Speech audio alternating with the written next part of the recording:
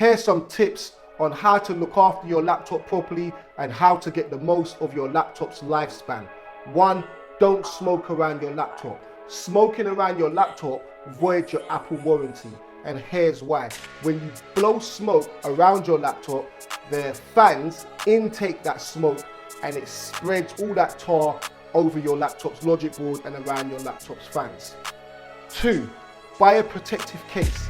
Some of us are spending thousands of pounds on these items, and to replace the screen costs £1,000 also. So buy a military graded protective case. You can get one for about £80 and it will do you loads of justice if you ever make the mistake of dropping your item. The cheap ones won't really save you. 3, anti-static foam cleaner. This costs about £8. It's great for getting rid of dirt, grease and grime. You can spray it over your laptop and it doesn't conduct electricity. 4, compressed air.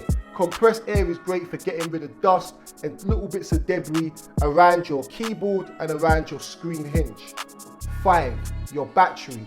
Don't leave your laptop constantly running off the charger, plugged into the charger overnight. It does damage to your battery's design capacity.